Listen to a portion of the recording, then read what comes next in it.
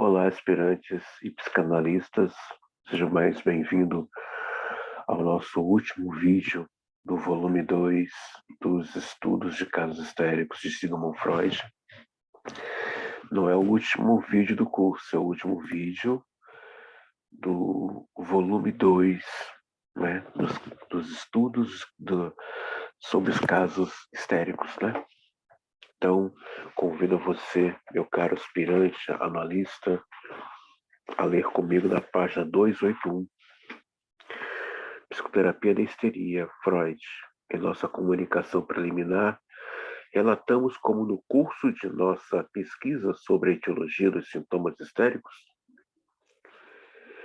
deparamos-nos também com um método terapêutico que nos pareceu de importância prática, pois verificamos a princípio, para nossa grande surpresa, que cada sintoma histérico individual desaparecia de forma inédita, imediata e permanente quando conseguimos trazer à luz com clareza a lembrança do fato que o havia provocado e despertar o afeto que o acompanha, e quando o paciente havia descrito esse acontecimento com o maior número de detalhes possível e traduzido o afeto em palavras.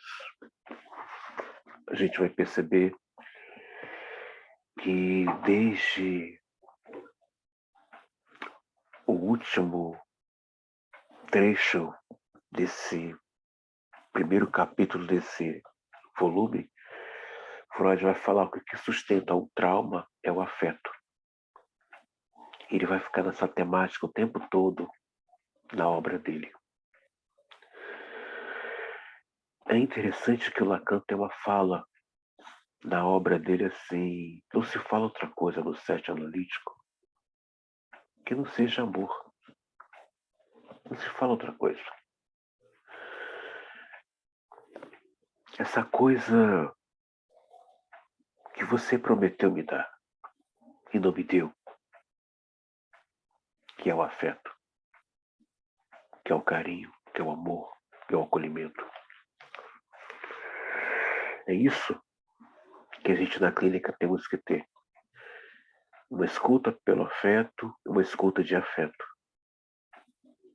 Isso afeta tanto esse paciente. Esforçamos ainda por explicar o modo como funciona o nosso método psicoterapêutico.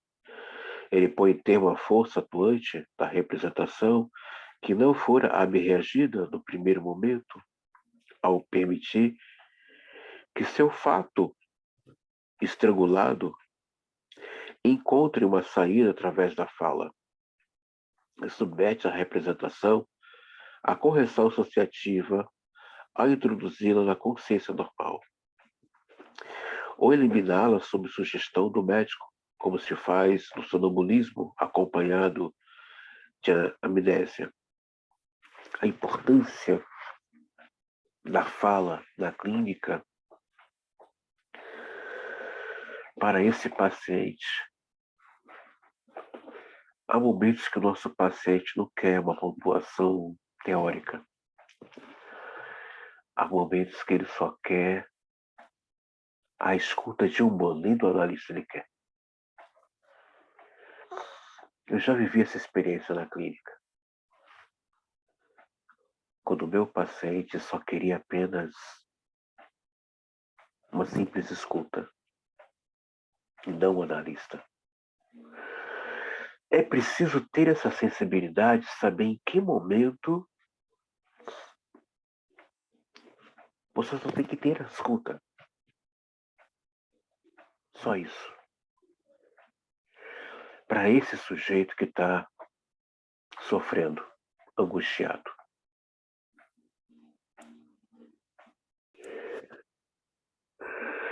De minha parte, também posso afirmar que ainda mantenho fiel que está contido na comunicação preliminar. Não obstante, devo confessar que durante os anos decorridos desde então, nos quais estive incessantemente voltado para os problemas ali abordados, Novos pontos de vista se impuseram à minha frente. Esses levaram ao que é, ao menos, em parte, um agrupamento e uma interpretação diferente do material atual por mim conhecido naquela época. Seria injusto tentar atribuir uma responsabilidade grande demais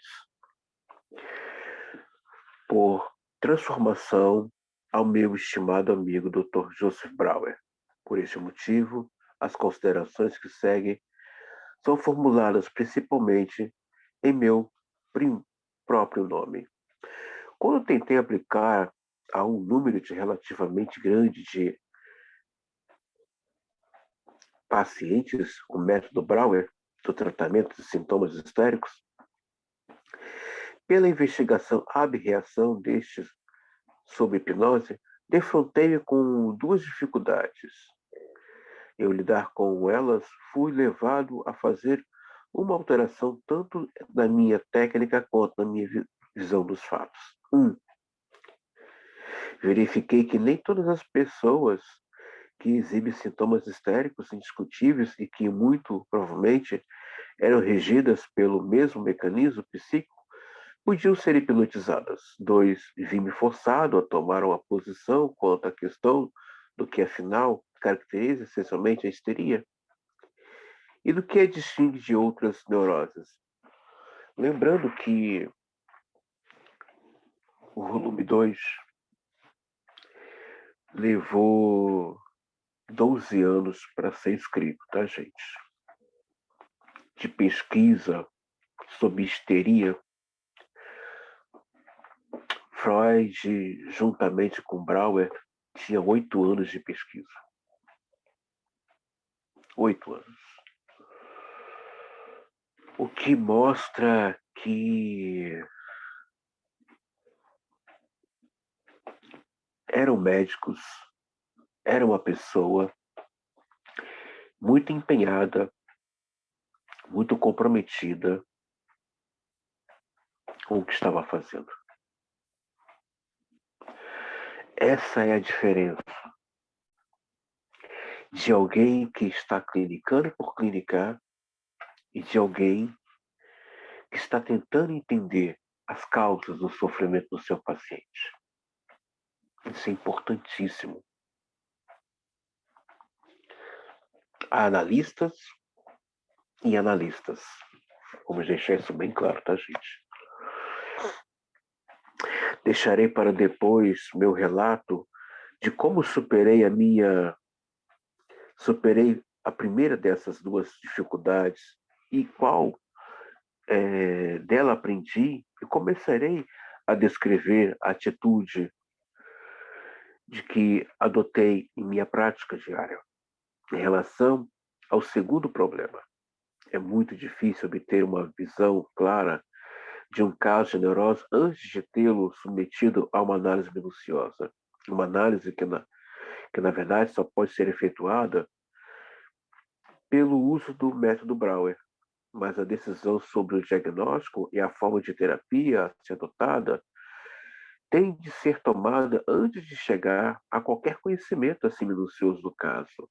O único caminho aberto a mim, portanto, era selecionar para tratamento catártico os casos que pudessem ser provisoriamente diagnosticados como histeria e que exibisse um ou mais dos estigmas ou sintomas característicos da histeria.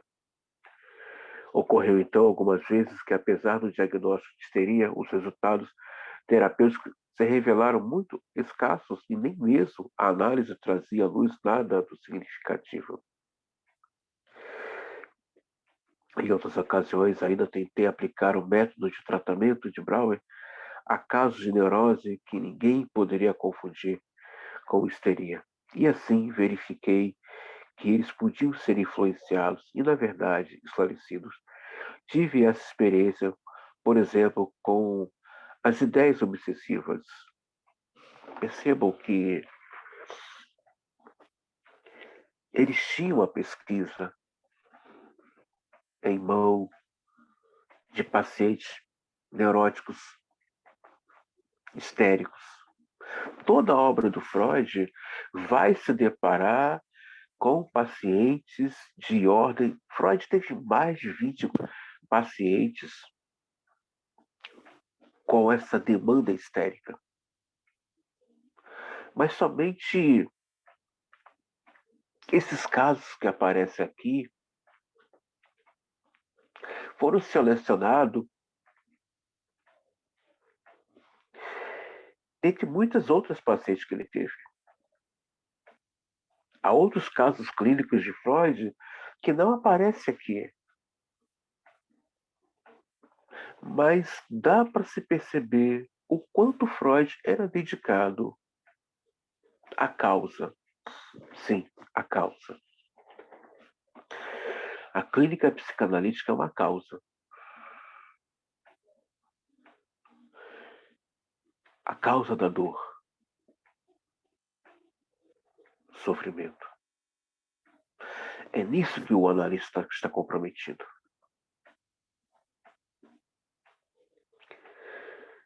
Está mais comprometido ainda com a palavra desse paciente. Sim. O analista está comprometido com a palavra do paciente.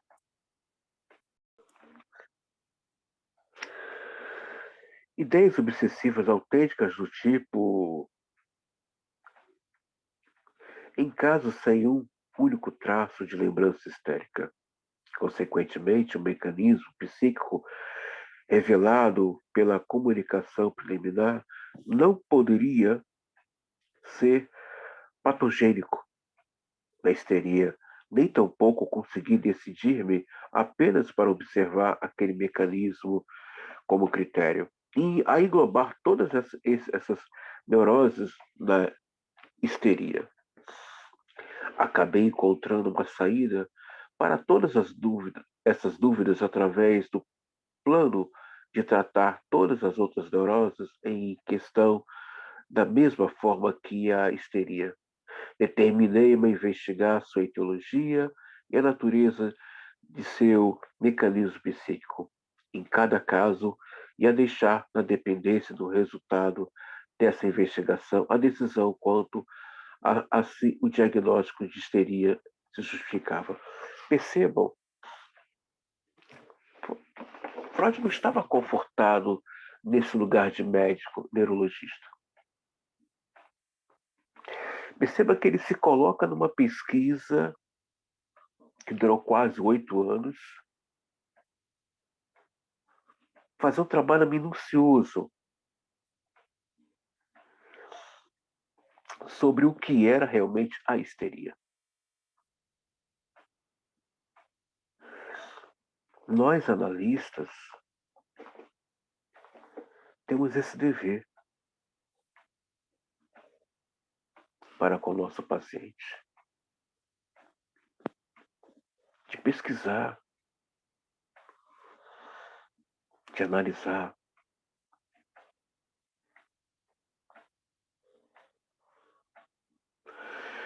Esse que traz uma queixa, esse que traz uma dor, esse que apresenta um sintoma. Se não há essa inquietação em pesquisar e se atentar ao discurso desse que chega pela escuta, é melhor fazer como Zimmermann e o Násio fala, procurar outra coisa para fazer. É melhor.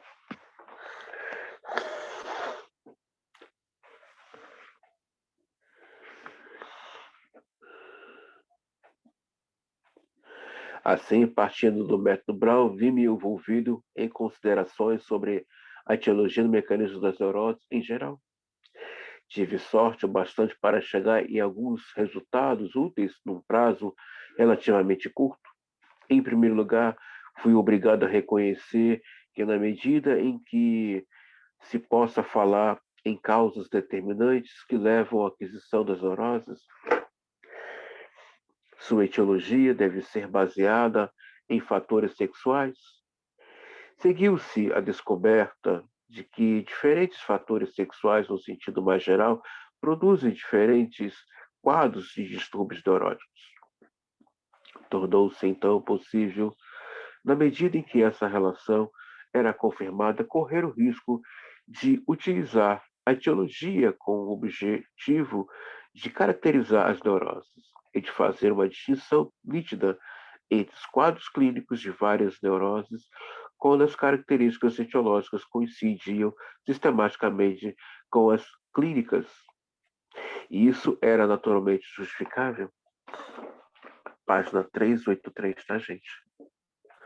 Dessa maneira, verifiquei que a neurastenia apresentava um quadro clínico monótono, no qual, como demonstram minhas análises, nenhum papel era desempenhado por um mecanismo psíquico.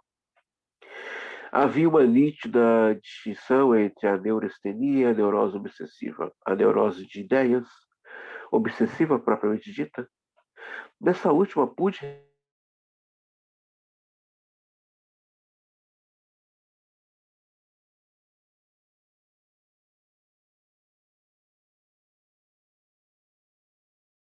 necessário destacar a neurastenia, o complexo de sintomas neuróticos que dependem de uma etiologia inteiramente diferente e, na verdade, no fundo, contrária. Os sintomas que formam esses complexos estão unidos por uma característica que já foi reconhecida por Hacker. Ora, sabemos que quando fala-se de neurose em psicanálise,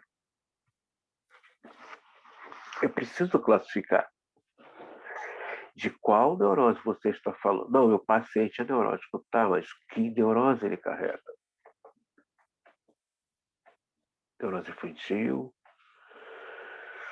que é essa coisa da dependência desse outro, eu não vivo sem ele, eu não vivo sem essa amiga, eu não vivo sem ela. Neurose obsessiva, eu sou tudo para você, se eu não estiver lá as coisas não vão acontecer, sem mim você não vive. Neurose de trauma, temos agora a neurose pandêmica, né? Tivemos uma pandemia, quantas pessoas ainda estão debaixo dessa neurose? Qualquer gripe, qualquer febre, a pessoa já acha que vai morrer. Isso é uma neurose. Neurose é tudo aquilo em que o sujeito não deu conta, não soube elaborar, não soube administrar e aquilo se tornou em uma neurose. Aquele trauma se tornou uma neurose. A neurose nasce desse trauma não resolvido. Isso é neurose. Então, cabe a nós que estamos aí no percurso analítico nos debruçarmos, né, e estudarmos o que é neurose, a causa da neurose. Pois são sintomas ou equivalentes e rudimentos de manifestações de angústia. E por essa razão, dei a tal complexo a ser destacado da neurastenia, o nome da neurose de angústia, sustentei, que ele decorre de um acúmulo de tensão física e que é, em si mesma, também de origem sexual. Essa neurose também não possui nenhum mecanismo psíquico, mas invariavelmente influencia a vida mental, de modo que a expectativa ansiosa, as fobias, a hiperestria e as dores, etc. Então, vamos falar aqui dessa neurose, essa angústia, essa neurose de angústia que tem como base a vida sexual. É o drama da histérica. Né? Cedo ou não cedo, permito ou não me permito ter uma atividade sexual. É, é a energia sexual, a pulsão sexual, que é o Eros, ela é muito pesada. Vocês imaginem a tensão de uma pessoa que não consegue se autorizar. A histérica gosta de jogo. Gosta, prazer. Um dos prazeres de pessoas que está no movimento, no traço ou na própria estrutura é esse jogo de sedução, de provocar. A histérica adora joguinhos sexuais, mas que não tem o ato. Não tem o ato. Isso para ela isso é o gozo, mas saber que vai haver o ato, isso lhe causa muita angústia. André, mas eu conheço uma histérica que faz muito sexo.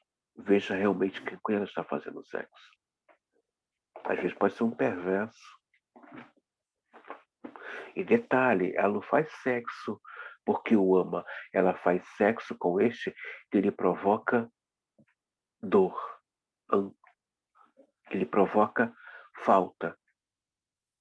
Percebam, é esse detalhe da relação que motiva ela na relação. Ele me provoca falta, não é por ele, mas é por essa perversidade que ele apresenta na relação de não dar o que ela quer. Aí sim, ela se interessa. Aí sim, ela se entrega. Mas uma histérica e um neurótico é horrível para ela. É o fim. Então ela vai provocar muita angústia nesse neurótico, né? Vai provocar.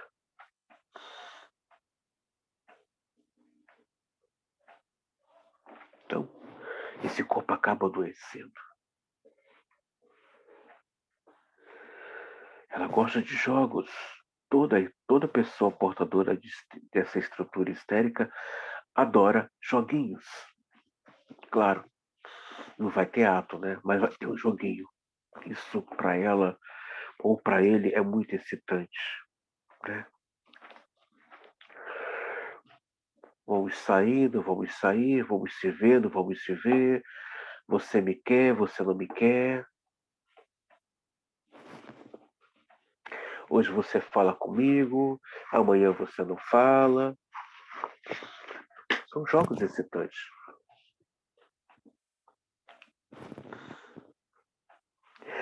Depois de ter fixado assim os quadros simples de neurastenia, a neurose de angústia e de ideias obsessivas, passei a considerar os casos de neurose comumente incluídos no diagnóstico de histeria. Refleti que não era certo rotular de histérica uma neurose em sua totalidade, só porque alguns sintomas histéricos ocupavam um lugar de destaque em seu complexo de sintomas. É preciso tomar cuidado, gente. Às vezes a pessoa pode apresentar sintomas histéricos e não ser histérica. Temos que tomar cuidado com isso. Muitas vezes uma pessoa com uma certa neurose obsessiva infantil, até mesmo uma pessoa narcisista, pode apresentar sintomas histéricos, assim como uma pessoa depressiva pode apresentar sintomas histéricos, mas isso não quer dizer que essa pessoa seja uma histérica. Tem que estar atento a esses detalhes. Por isso a importância de conhecer bem as estruturas psíquicas. E ao longo desse curso nós vamos rever cada uma delas e, né, perceber como elas funcionam. Tá bom, pessoal? Era fácil Era-me fácil compreender essa prática, visto que, afinal de contas, a histeria é a mais antiga e a mais conhecida e a mais marcante das neuroses em consideração. Mas isso era um abuso, pois lançava, por conta da histeria, muitos traços de perversão e degenerência. Sim, a histérica tem traços de perversão. Dentro da própria estrutura dela, Mas, veja bem, não envolve ato sexual. Vamos dar um exemplo de um traço de perversão na histeria. Colocar talvez um vibrador no ânus de um homem, né? Transando com outra mulher. Ou enfiar um vibrador em outra mulher, mas não nela. Isso para ela é prazeroso. Ela pode estar ali entre aqueles jogos, nua, e ninguém tocar no corpo dela. Porque o prazer dela não é ser tocada, mas é muitas vezes praticar atos de perversão do outro. Temos que estar atentos a isso. Sempre que o sintoma histérico, como uma amnésia, um ataque característico, era observado no complicado de degeneração psíquica. Todo esse estado era descrito como de histeria, de modo que não surpreende que piores e mais contraditórias, como se fossem reunidas sob um rótulo, mas assim como era certo que esse diagnóstico estava errado, era igualmente certo que também deveriam separar as várias neuroses, já que estávamos familiarizadas com a neurastenia. A neurose de angústia é uma forma pura, não havia mais necessidade de desprezá-las no quadro conjunto. O ponto de vista que se segue, portanto, parecia o mais provável. As neuroses comumente ocorrem e devem ser classificadas em sua maior parte de mistas. A neurostenia e as neuroses de angústia são facilmente encontradas também em formas puras, especialmente em pessoas jovens. As formas puras de histeria e neurose obsessiva são raras. Em geral, essas duas neuroses combinam-se com a neurose de angústia. A razão por que as neuroses mistas ocorrem com tanta frequência é que os seus fatores etiológicos se acham muitas vezes entremeados e às vezes apenas por acaso, outras vezes como resultado de relações casuais entre processos que derivam de fatores etiológicos das neuroses. Não há nenhuma dificuldade de descobrir isso e demonstrá-lo com detalhes. Quanto à histeria, porém, sucede que esse distúrbio dificilmente poderia ser segregado para fins de estudo do eixo de ligação das neuroses sexuais. E que, em geral, ele representa apenas um lado isolado, apenas um aspecto de um caso complicado de neuroses, e que somente em casos marginais que ele pode ser encontrado e tratado isoladamente. Talvez possamos dizer em algumas ocasiões, isto recebeu seu nome pela característica mais importante. Então, o Freud está mostrando aqui os casos que ele pôde distinguir pacientes que realmente tinham uma questão ali histérica, mas com sintomas é, é, é, que confundia-se, né, com pacientes neuróticos, mas ele pôde distinguir nitidamente os pacientes neuróticos que apresentavam sintomas histéricos e pacientes histéricos que apresentavam também sintomas neuróticos. Ele soube separar. Tem essa diferença? Tem. Uma coisa são sintomas histéricos, outra coisa são sintomas neuróticos, outra coisa são sintomas de uma depressão. Cada estrutura é diferente da outra. Embora, em um dado momento, possamos pegar um paciente portador de uma neurose obsessiva, apresentar talvez comportamentos de uma certa histeria, como gritar, fazer uma tempestade de copo d'água, mas isso não quer dizer que essa pessoa seja histérica. Pode ser que seja filho de uma histérica ou de um histérico. Temos que tomar cuidado com isso. Examinarei agora os casos clínicos aqui relatados, a fim de verificar se eles depõem em favor da minha opinião de que a histeria não é uma entidade clínica independente. A paciente de Brauer, Ana O, parece contradizer minha opinião a ser um exemplo de distúrbio histérico puro. Esse caso, lembrando que Ana O nunca se casou, tá, gente? Nunca se casou. Embora ela tinha como lema o amor. É, no leito de morte. Ana O diz a seguinte frase no seu leito de morte: o amor nunca veio ao meu encontro. O que não é verdade, tá, gente? Pessoas portadoras de histeria, a chance pode chegar à sua porta. Ela vai fechar a porta na cara da chance. Ou jogar pela janela. Tá bom? Vamos deixar isso bem claro. Tem esse relato histórico da fala de Ana O no final da vida? Tem, mas não é verdade.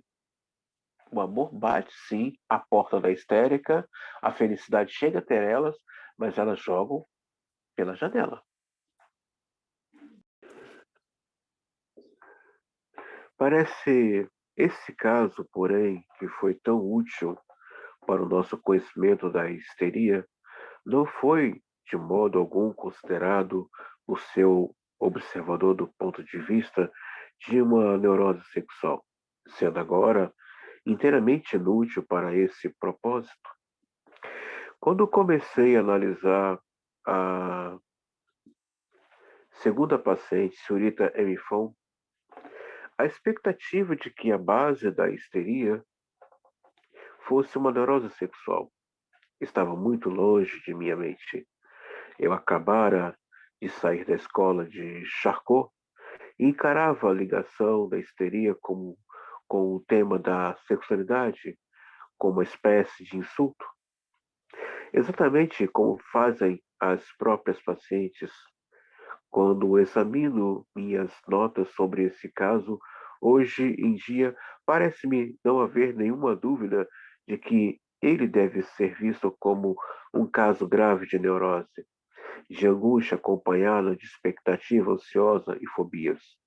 Uma neurose de angústia que se originara de abstinência sexual se combinara com histeria, o caso 3, Miss Lucy, talvez possa ser definido de maneira mais conveniente como caso marginal de histeria pura. Foi uma histeria breve que seguiu o curso episódico e tinha uma página 286 e inconfundível etiológico sexual do tipo que corresponderia a uma neurose de angústia. A paciente era uma moça plenamente madura e precisava ser amada e cujos afetos tinham sido despertados muito apressadamente por um mal-entendido. A neurose de angústia, contudo, não se tornou visível ou me escapou. O caso 4 de Catarina nada mais era do que um modelo do que classifiquei de angústia virginal. Era uma combinação de neurose, de angústia e histeria. A primeira criava os sintomas enquanto a segunda os repetia e se valia deles para atuar.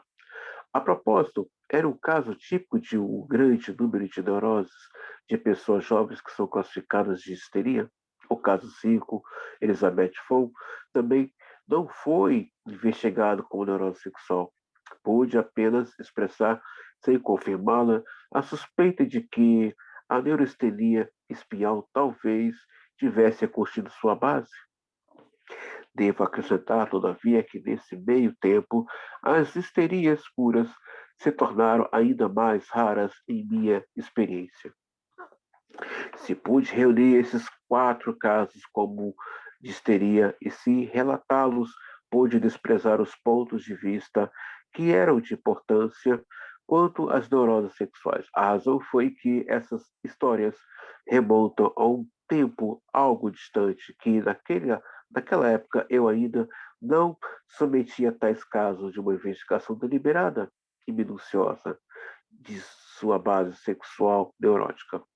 E se, em vez desses quatro, não relatei 12 casos cuja análise proporciona uma confirmação do mecanismo psíquico dos fenômenos histéricos proposto por nós, essa relutância foi exigida pelo próprio fato de que a análise revelou esses casos como sendo simultaneamente neuroses sexuais, embora, por certo, nenhum diagnosticador lhes recusasse o nome de histeria, mas a elucidação dessas neuroses sexuais ultrapassariam os limites da presente publicação conjunta.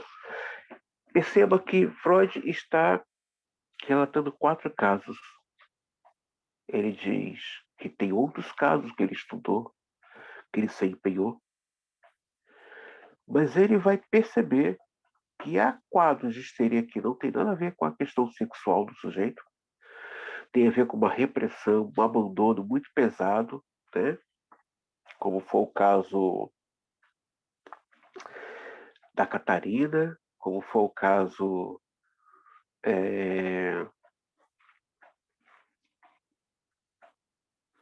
da própria Miss Luz, né? A, Miss, a Elizabeth Fon tinha uma questão ali de abandono muito pesado, muita repressão sobre ela, mas percebam que a questão de Ana O não era sexo. Ana O não estava nem sequer voltada para esse universo. E se ela sentiu algo pelo Brauer, era, uma, era algo da fantasia dela, mas ela jamais ia passar aquele ponto. A histérica não passa, gente. Ela gosta da ideia do amor, mas não viveu o amor. A histérica gosta disso. A ideia da paixão, não viver a paixão. Não, ela não vive. Ela não banca esse lugar. É muito pesado para ela.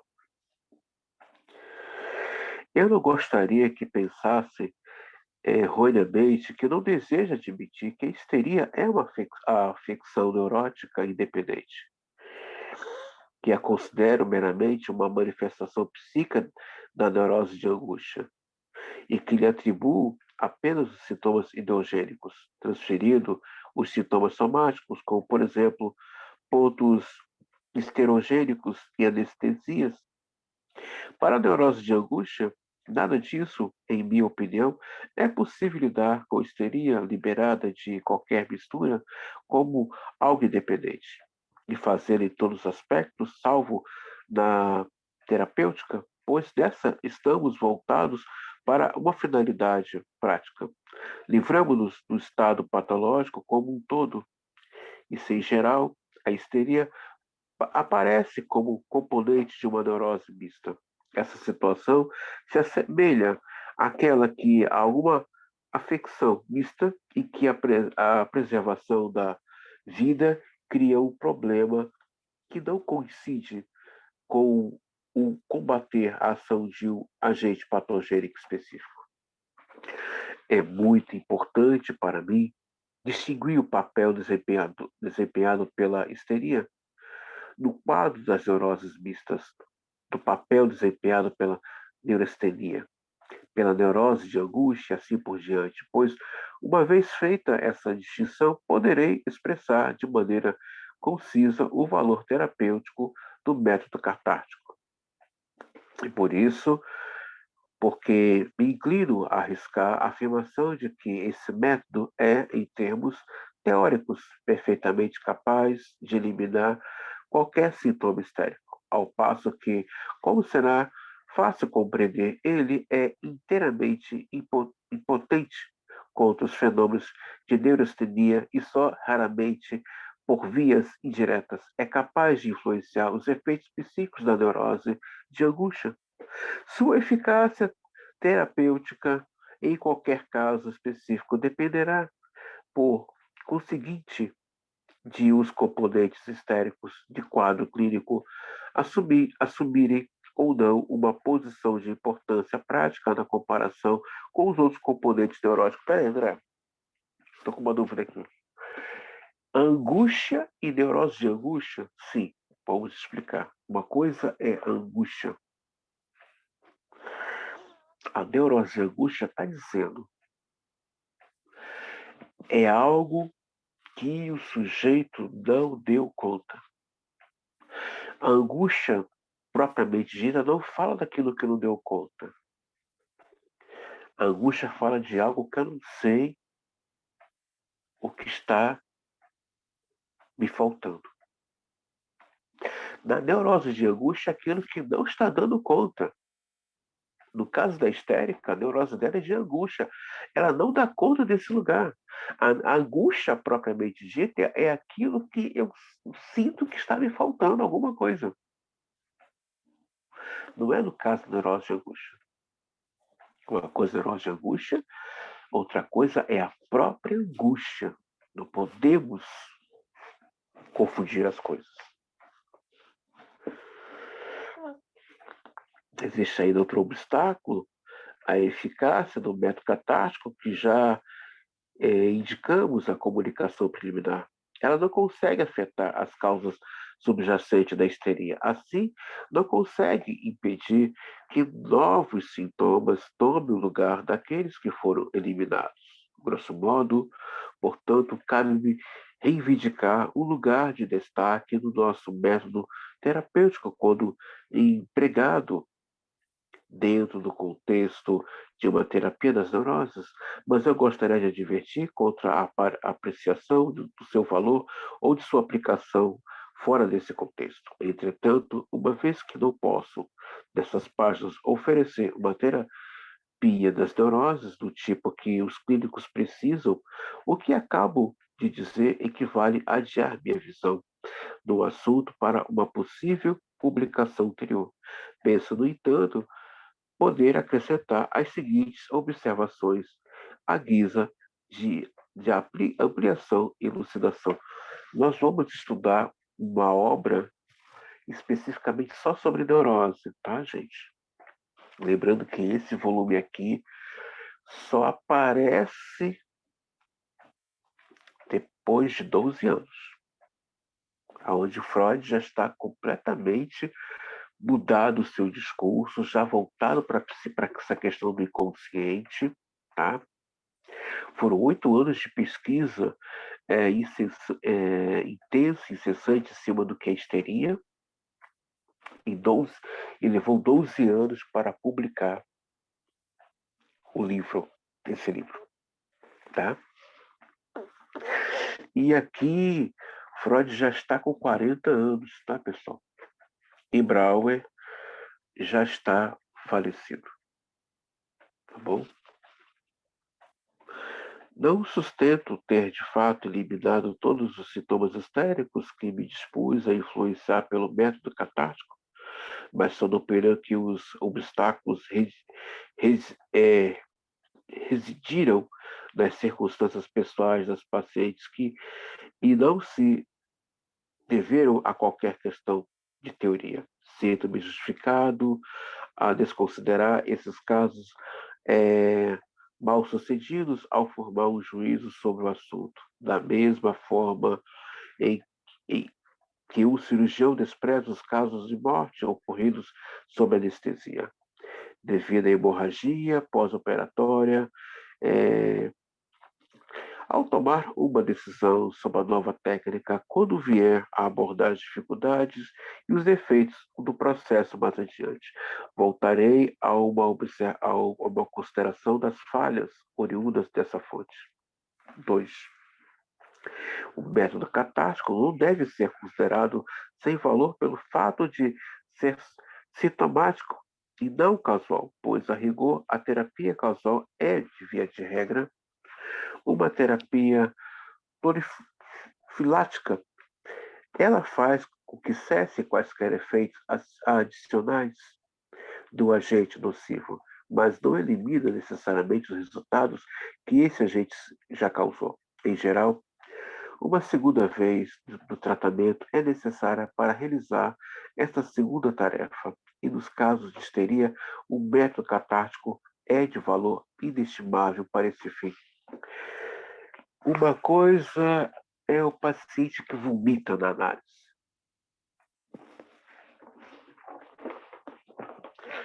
A outra é quando ele faz uma catarse. Quando ele coloca, retira de si aquela dor.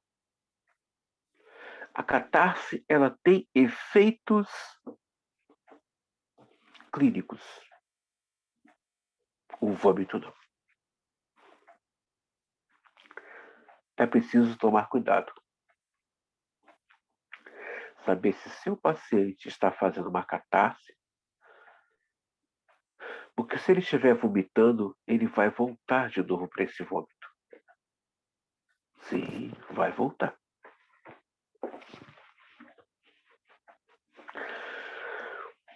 A catarse traz uma mudança pulsional. Já o vômito não. A pessoa não sai daquela situação. Ela permanece ali. Depois que um período de produção histérica, um paróximo histérico agudo é superado e tudo o que resta são sintomas histéricos. Sobre a forma de fenômenos residuais, o método catártico é suficiente para todas as indicações e promove êxito completo e permanente. Tal quadro terapêutico favorável, não raro, é encontrado precisamente na esfera da vida sexual. Graças às amplas oscilações da intensidade das necessidades sexuais e às complicações das condições necessárias para provocar um trauma sexual. Aqui o método catártico faz tudo o que se pode esperar dele, pois um médico não pode atribuir tarefa de alterar uma constituição como uma histérica. Deve contentar-se em eliminar os problemas em qual constituição está inclinada e que podem decorrer dela em conjunto com as circunstâncias externas. Deve sentir-se satisfeito se o paciente recuperar sua capacidade de trabalho. Além disso, não precisa ficar desanimado quanto ao futuro ao considerar a possibilidade de uma recaída. Ela está ciente do aspecto principal da etiologia das neuroses e que suas genes, em geral, sobre determinada que vários fatores precisam reunir-se para produzir esse resultado e poder ter esperança de que as convergências não se repitam de uma só vez, mesmo em alguns fatores etiológicos individuais que permaneçam atuantes. Ora, no processo de análise, primeiro que psicanálise não cura ninguém, tá? A palavra cura em psicanálise é o resgate do sujeito para ele próprio. O que é o resgate do sujeito para ele próprio? É esse sujeito saber lidar com as suas demandas. O Freud, ele diz que a proposta da psicanálise é o sujeito saber lidar com as pulsões. Depois ele volta atrás. E dá para lidar? Dá para controlar as pulsões? Não. Não. Lacan vai dizer que o fim de análise é quando o paciente agora passa a escutar o seu analista interior. Mas as recaídas são normais. Estamos falando de um ser humano. De algo que já está ali cristalizado, que já faz parte da sua psique. As recaídas são normais.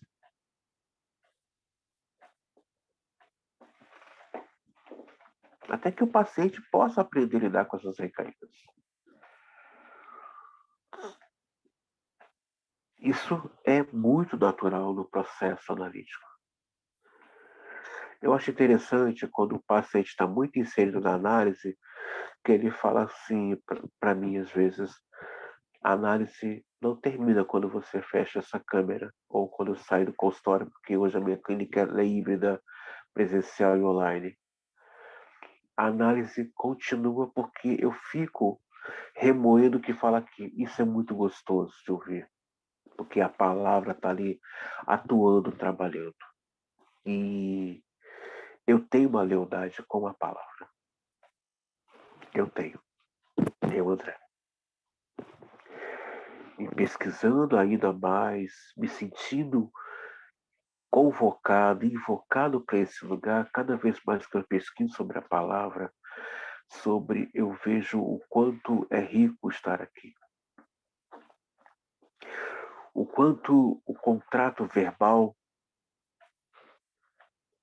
está acima até mesmo do papel escrito.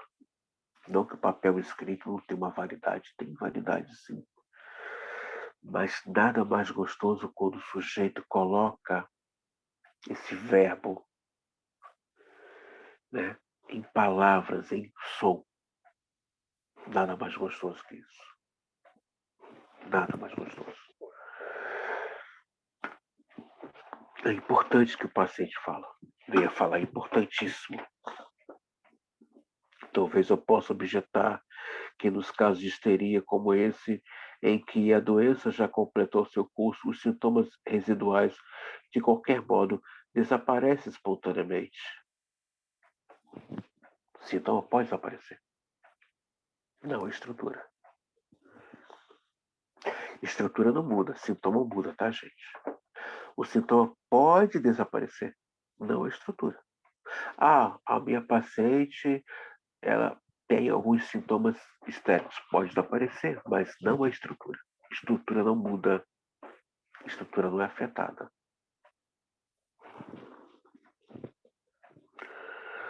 Pode-se replicar, porém, com uma cura espontânea desse tipo, muitas vezes não é rápida nem completa o bastante, e que pode ser ajudada no grau extraordinário por nossa intervenção terapêutica. Podemos deixar em aberto, por enquanto, a questão se, por meio da terapia catártica, curamos apenas o que é passível de uma cura espontânea ou, algumas vezes, também o que não teria dissipado espontaneamente. 4.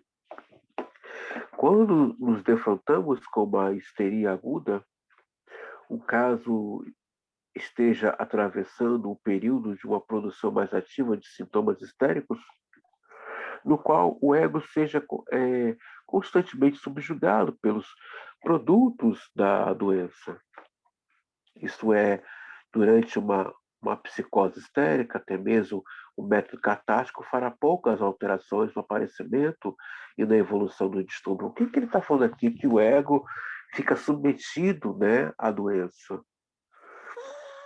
Não dá conta. E se tiver acordado naquele momento de alucinação e em um estado de movimento psicótico, pode fazer uma terceira guerra mundial com toda a vizinhança. Quando a pessoa tem uma histeria muito aguda, hoje ela está feliz, amando todo mundo, louvando ao Senhor, batendo palminhas, chorando, abraçando, eu amo todo mundo, e faz vários selfies. Como pode ser que amanhã esteja em guerra com todo mundo no planeta? Aquilo ali é um movimento psicótico, está psicotizando, está alucinando, está em guerra com as pessoas. E muitas vezes, guerras que já se passou, às vezes, um ano. A pessoa volta lá para remexer naquela guerra de novo. Eu quero de novo rever essa angústia aqui nessas circunstâncias. E o método catártico pode funcionar como?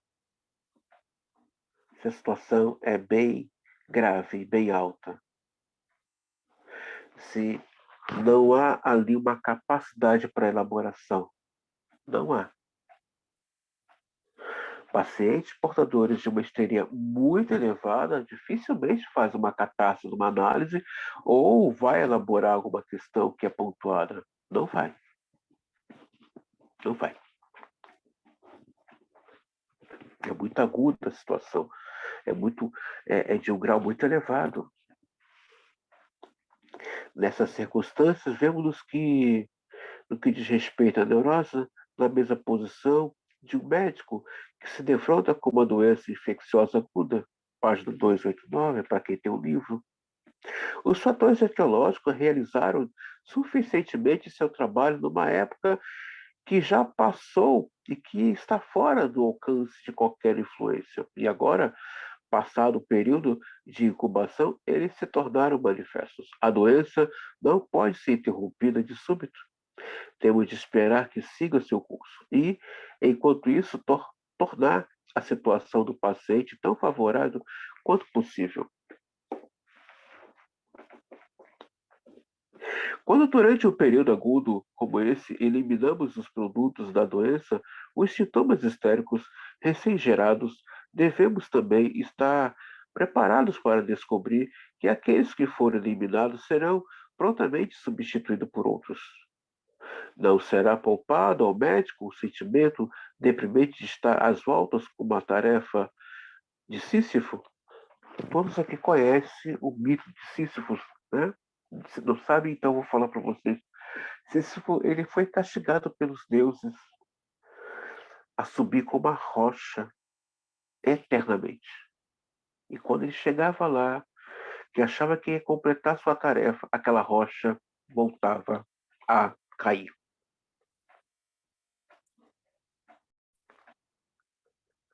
Lembrando que toda a base da psicanálise é pura mitologia grega. Nós vamos ver uma clínica que é puramente filosofia, é a clínica de Lacan. Tá, pessoal? Toda a base da clínica do Freud é pautada na mitologia grega, né? Por que Freud não explorou as outras mitologias egípcia, africana, budista? Tá aí um ponto que poderíamos explorar, né? Já que essas mitologias, ou dentro da clínica junguiana, esses arquétipos influenciam, né, na nossa formação psíquica. Como pode, né, uma mitologia, um arquétipo influenciar tanto as nossas vidas, né?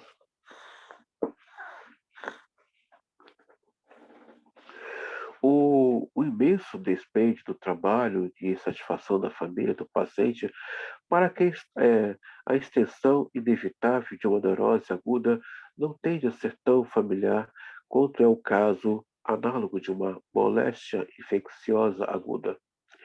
Em geral, estas e outras dificuldades provavelmente tornarão impossível, de qualquer modo, uma aplicação sistemática do método catártico. Não obstante, continua sendo um assunto para séria reflexão a questão de se é ou não verdade que, mesmo numa histeria aguda, a elucidação regular dos produtos da doença exerce uma influência curativa ao apoiar o ego normal do paciente, que se acha ocupado no trabalho de defesa e o impedi-lo de ser subjugado e cair numa psicose, e talvez até no estado de permanente confusão. Sim, a cabeça da histérica, a gente vai ver no caso da Amy Fong, né? O Freud vai dizer a cabeça da histérica é uma tempestade. E há pouco tempo eu vi uma pessoa que foi minha paciente confirmar isso. A cabeça da histérica é uma tempestade. É uma tempestade. O que o método catártico é capaz de realizar, mesmo na histeria aguda? e como pode até mesmo restringir uma nova produção de sintomas patológicos de uma forma que tem importância prática e revelado de maneira bem clara pelo caso clínico de Ana O, em que Brown aprendeu originalmente a empregar tal processo psicoterapêutico. Quando se trata de histerias que seguem um curso crônico acompanhadas de uma produção moderada, mas constante, os sintomas histéricos encontrados a mais forte razão para lamentar nossa falta de uma terapia que tenha eficácia casual. Mas temos também os maiores motivos para apreciar o valor do processo catártico como terapia sintomática. Em tais casos, temos que lidar com o dano produzido por uma etiologia que persiste de maneira crônica. Tudo depende de reforçar a capacidade de resistir do sistema nervoso do paciente. Devemos lembrar que a existência de um sintoma histérico significa uma diminuição da resistência do sistema nervoso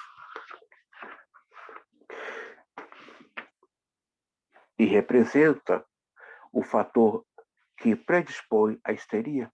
Como se pode ver pelo mecanismo da histeria monossintomática, a maneira mais fácil de se formar um novo sintoma histérico é uma relação em uma analogia com outro esteja presente.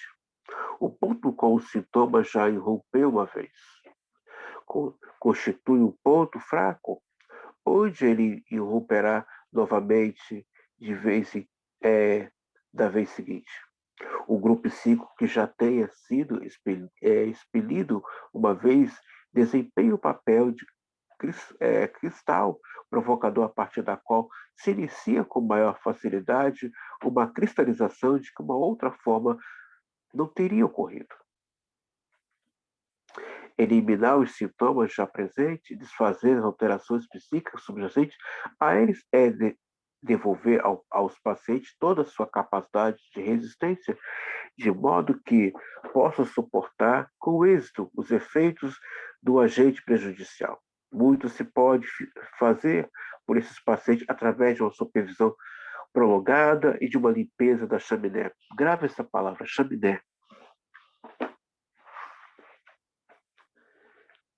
Ela é limpa pela palavra. Eu vou bater nessa tecla da palavra com vocês até o final desse curso. Nosso campo de trabalho, de atuação é no inconsciente. Nossa ferramenta de trabalho é a palavra. Trabalhamos em cima do discurso do paciente. Nossa pontuação, se ela for no momento e na hora certa, e se esse analista estiver conectado com o seu analista interior, ele vai saber o momento e a hora certa de fazer uma pontuação decisiva que vai ter um efeito de mudança pulsional. É na mudança pulsional que o quadro clínico desse paciente pode sim sofrer mudanças.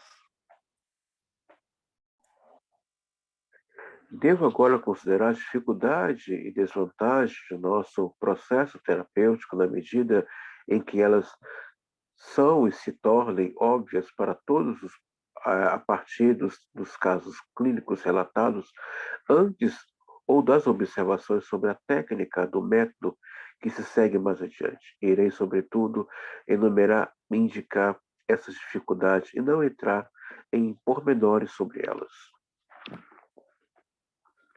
O processo é laborioso e exige muito tempo do médico.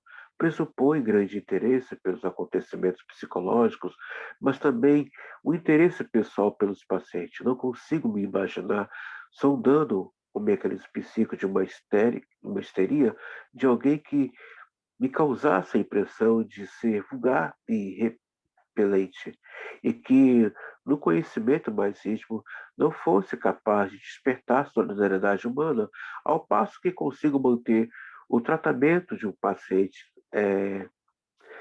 diabético ou reumático, independentemente de uma aprovação pessoal desse tipo. As exigências feitas ao paciente não são menores. O processo não é de modo algum aplicável abaixo de certo nível de inteligência, sendo extremamente dificultado por qualquer vestígio de debilidade mental.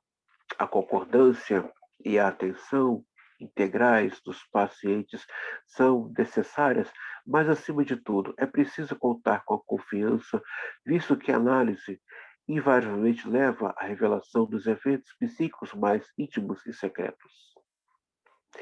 Grande número dos pacientes que se adequariam a essa forma de tratamento abandonam o médico tão logo começa a suspeitar da direção para a qual a investigação está conduzindo. Para tais pacientes, o médico continua a ser um estranho, com os outros que resolveram colocar-se em suas mãos e depositar sua confiança nele. Um passo que em outras situações dessa natureza só é dado voluntariamente, nunca é pedido do médico. Com esses pacientes, repito, é quase inevitável que sua relação pessoal com ele assuma indefinidamente, pelo menos por algum tempo, o primeiro plano. Olha o que o Freud fala aqui, gente, da análise.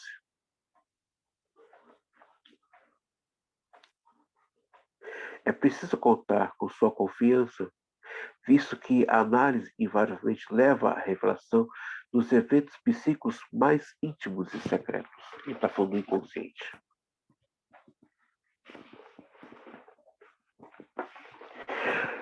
Ele vai mudar o termo médico para analista no volume 3. Mas percebam, Freud já está começando a falar do inconsciente. Essa revelação do sujeito que vem do inconsciente, ela acontece dentro dos seguintes pontos. Transferência. Sem transferência, seu paciente, meu paciente, nosso paciente não fala. Sim. Sem transferência, o paciente não fala. Sem essa fala, ele não faz associação livre. É aí, através da transferência, que o que está recalcado, o que está reprimido, vem. O paciente começa a lembrar. Estou lembrando de coisas. Está me vindo coisas na cabeça. Ele pode fazer o meio da análise. É através da transferência. Freud vai dar muita importância, depois do caso Onaó, sobre a transferência. É através da transferência que esse paciente, em conluio com o inconsciente desse analista, vai falar. Vai falar.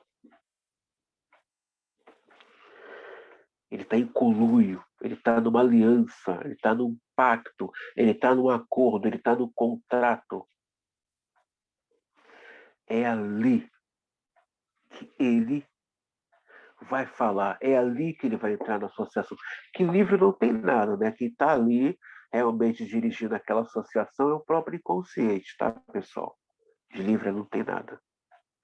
Mas quando o paciente percebe que o analista está chegando muito perto de si, desse paciente, alguns tendem a ir embora, que é chamada resistência. Vai embora. Não fica. Então não é fácil. Eu acredito muito no processo analítico da psicanálise. Eu acredito muito.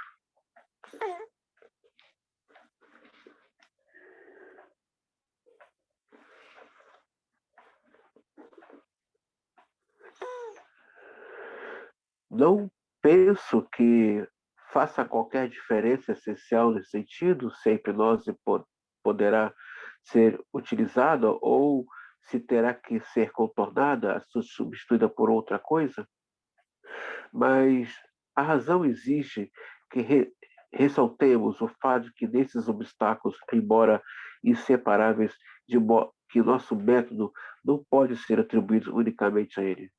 Pelo contrário, está bastante claro que eles se baseiam nas condições predeterminantes das neuroses a serem curadas e que têm de estar ligados a qualquer atividade médica que envolva uma intensa preocupação com o paciente e conduza a uma modificação psíquica dele. Não pude atribuir nenhum efeito deletério ou qualquer perigo ao emprego da hipnose, embora tenha usado absolutamente em alguns de seus casos nas situações que causei algum dano. As razões foram outras, as mais profundas, ao examinar meus esforços terapêuticos desses últimos anos, desde que as comunicações feitas por meu estimado mestre e amigo Joseph Brower me mostraram a utilidade do método catártico. Creio que, apesar de tudo, fiz muito mais e com maior frequência o bem do que o mal, e consegui algumas coisas que nenhum outro processo terapêutico poderia ter alcançado. De modo geral, como disse, a comunicação preliminar, ele trouxe considerações, vantagens terapêuticas, consideráveis vantagens terapêuticas. Há uma outra vantagem do uso desse processo que devo ressaltar. Não conheço melhor forma de começar a compreender o caso grave da neurose complicada, com maior e menor mistura de histeria, do que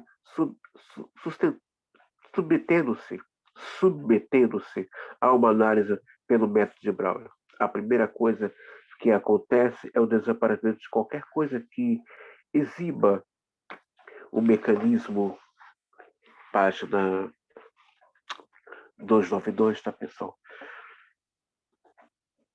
Histérico. Entretanto, aprendi no curso das análises a interpretar os fenômenos residuais e a traçar-lhes a etiologia, e assim assegurei uma base firme para decidir qual das armas do arsenal terapêutico contra as neuroses é indicada no caso em questão. Ao refletir sobre a diferença que costumo encontrar entre meu julgamento sobre o caso da neurose antes e depois de uma análise, sinto-me quase inclinado a considerar a análise essencial à compreensão de uma doença neurótica. Além disso, adotei o hábito de combinar a psicoterapia catártica com uma cura de repouso que pode ser necessário estender-se a um tratamento completo de dieta alimentar, nos moldes de Michel. Isso me dá a vantagem de poder, por um lado, evitar introdução muito perturbadora de novas impressões psíquicas durante a psicoterapia e, por outro, eliminar o tédio de uma cura de repouso na qual os pacientes não raro caem no hábito de se entregar-se a devaneios prejudiciais. Poder-se esperar que o trabalho psíquico, frequentemente muito intenso, imposto aos pacientes durante o tratamento catártico, bem como excitações resultantes de reprodução de experiências traumáticas, fossem de encontro às intenções de método de cura e de repouso de Michel, prejudicasse os êxitos que estamos acostumados a vê-los, mas é o oposto de fato. Se verifica uma combinação dos métodos de Brauer e de Michel, produz todas as melhoras fiscais que esperamos desse último, além de ter uma influência psíquica de grande amplitude que jamais resulta de uma cura de repouso sem psicoterapia. Voltarei agora à minha observação anterior de que, em minhas tentativas de ampliar mais amplamente o método de Brauer, deparei-me com dificuldade de que muitos pacientes não eram hipnotizáveis, embora seu diagnóstico fosse de histeria, e parecesse provável que os mecanismos psíquicos por nós descritos atuassem neles. Eu precisava da hipnose para ampliar-lhe a memória, a fim de descobrir as lembranças patogênicas que não estavam presentes em seu estado comum de consciência. Assim, eu era obrigado a desistir da ideia de tratar tais pacientes ou a me esforçar por promover a ampliação de alguma outra forma. Ele está falando aqui que ele está revendo esse lugar de hipnólogo e está revendo esse método de tratamento.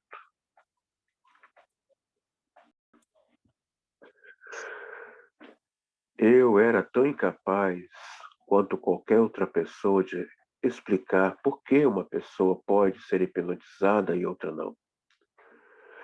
Assim, não podia adotar um método casual para enfrentar essa dificuldade. Notei, contudo, que em alguns pacientes o obstáculo era ainda mais arraigado. Eles recusavam até nosso qualquer Eles recusavam até mesmo qualquer tentativa de hipnose.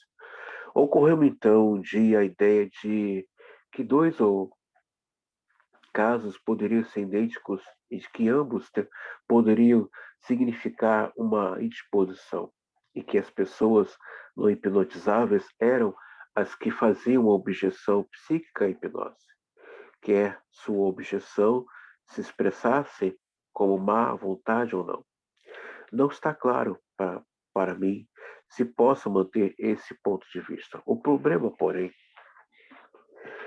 estava em como contornar a hipnose e ainda assim obter as lembranças patogênicas. Consegui fazer isso de maneira que o relato a seguir.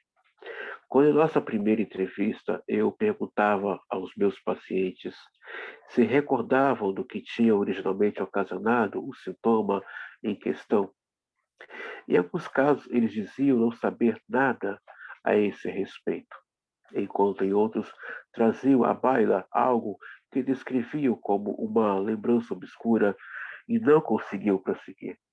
Quando seguindo o exemplo de Menhai, ao provocar os seus pacientes impressões provenientes do estado sonambúlico que tinham aparentemente sido esquecidos, eu me tornava insistente quando lhe assegurava que eles efetivamente sabiam que aquilo que lhes viria à mente. Então, os primeiros casos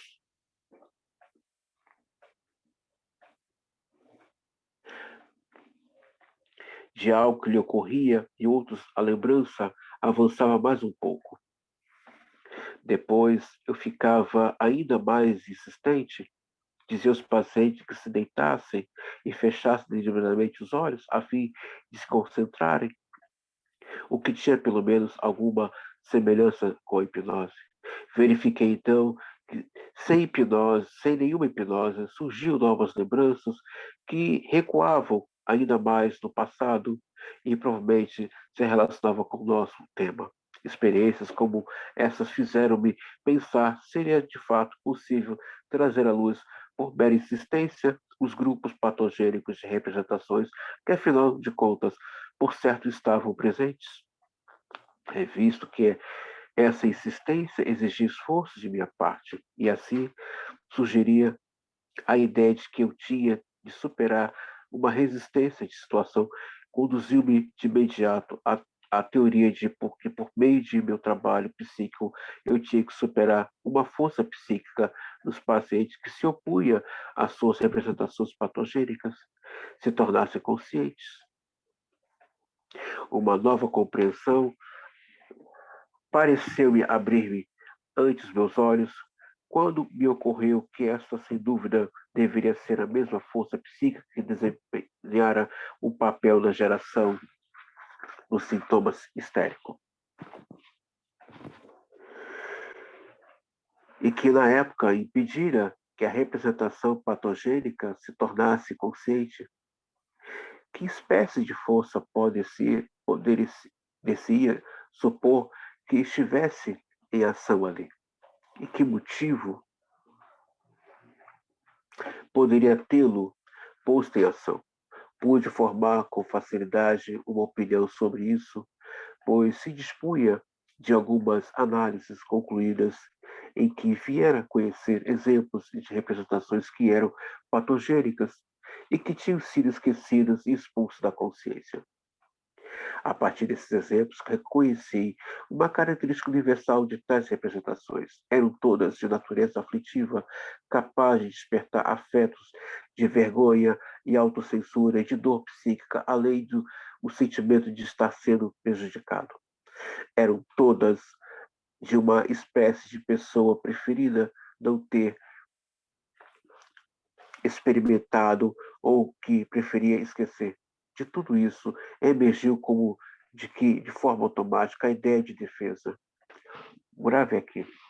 É aqui que o Freud vai começar a desenvolver a teoria de defesa, mecanismo de defesa psíquica. Essa questão de recalcar, ele vai depois dar um nome de recalque mais à frente. Mas tudo aqui Freud está repensando. Peraí, nem tudo que está acontecendo aqui é de ordem da hipnose.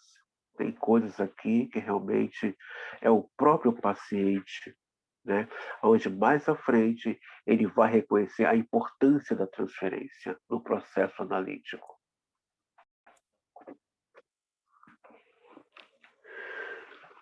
Com efeito, em geral, os psicólogos têm admitido que a aceitação de uma nova representação, aceitação no sentido de crer ou de reconhecer como real, depende da natureza e tendência das representações já reunidas no ego.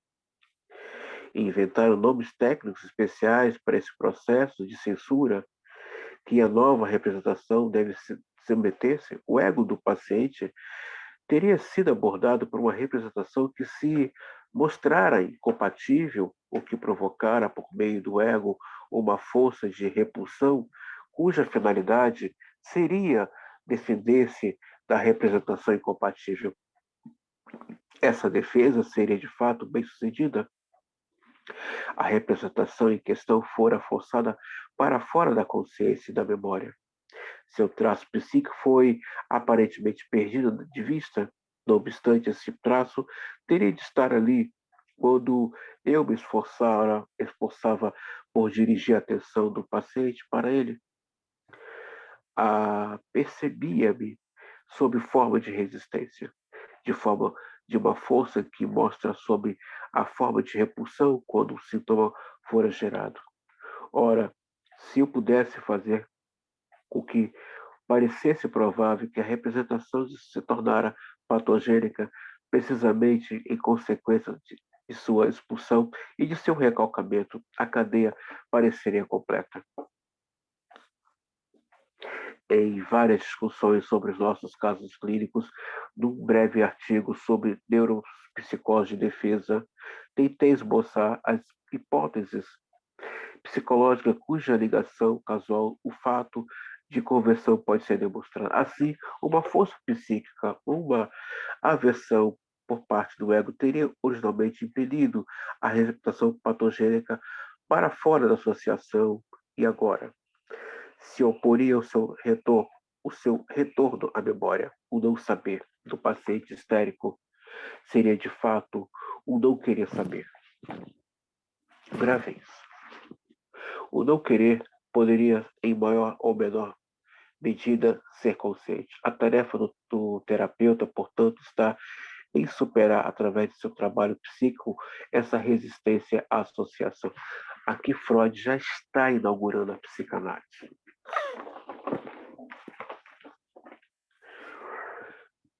Todo ser humano tem um saber da sua história.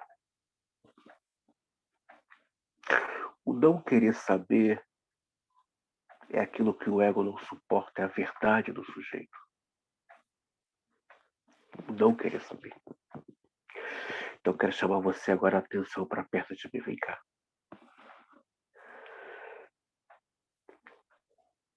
O paciente sabe da sua verdade.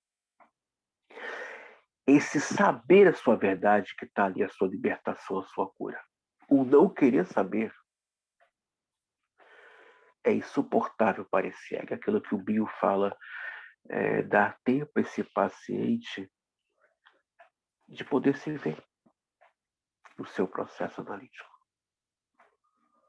Nós não devemos forçar, mostrar a verdade do paciente. Ele é que vai ver a sua verdade no seu processo analítico, não somos nós. Nós não esfregamos verdade na cara do paciente.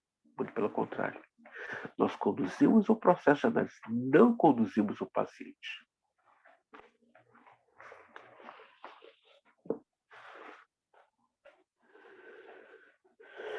Ele o faz, em primeiro lugar, insistindo usando a compulsão psíquica para dirigir a atenção dos pacientes para os traços representativos que está buscando. Seus esforços, contudo, não se esgotam aí, mas, como demonstrarei, assume outras formas no decorrer da análise e recorre a outras forças psíquicas para assistirem. Devo repisar um pouco mais a questão da existência. As simples afirmações do tipo, é claro que você sabe, diga-me a si mesmo, ou você logo se lembrará, não nos levam muito longe. Mesmo com o paciente no estado de concentração, o fio da meada se quebra após algumas frases. Não se deve esquecer, entretanto, que se trata sempre aqui de uma comparação quantitativa, de uma luta entre forças motivacionais de diferentes graus de vigor ou intensidade. A insistência por parte do médico estranho, não familiarizado com o que está acontecendo, não é poderosa o bastante para lidar com a resistência à associação dos casos graves de histeria. Devemos pensar em meios mais vigorosos.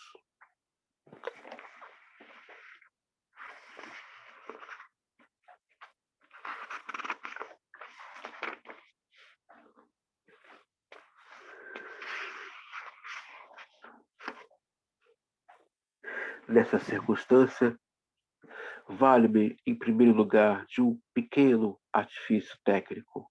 Informa ao paciente que por um momento depois farei pressão sobre sua testa.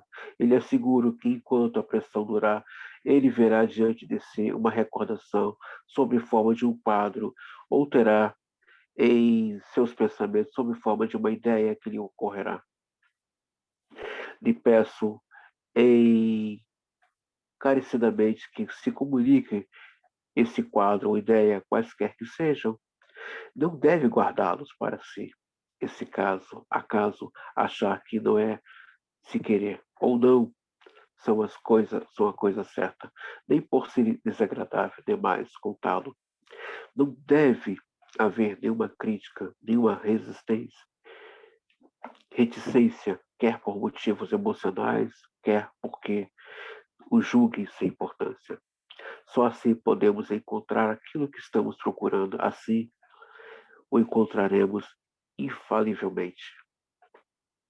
Depois de dizer isso, pressiono por alguns segundos a testa do paciente deitado diante de mim. Em seguida, relaxo a pressão e pergunto calmamente, como se não houvesse nenhuma hipótese de decepção: o que você viu? O que lhe ocorreu? Lembrando aqui que quem está narrando esse texto é o Sigmund Freud, neurologista. Mas ele já está rompendo com a neurologia, rompendo com a hipnose.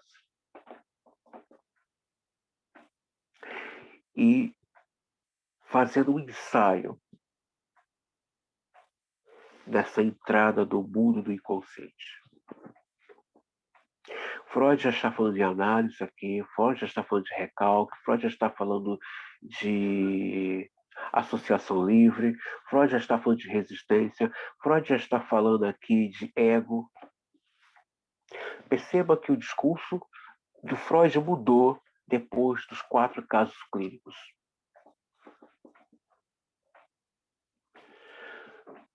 todo ser humano tem um saber acerca de si. Guarde isso. Seu paciente sabe muito sobre ele, mas ele precisa da sua escuta, da minha escuta, da nossa escuta. E nesse processo de transferência, ele se descobrir. Até a próxima videoaula. Obrigado. Espero que até aqui essa aula possa ajudá-lo, essa primeira parte. Teremos depois a segunda parte. E muito obrigado a você pela sua compreensão. E qualquer dúvida frente a esses discursos que trouxemos até agora possa te ajudar. E qualquer dúvida, por favor, não deixe de me procurar ou no grupo ou no privado. Então, até a próxima, pessoal.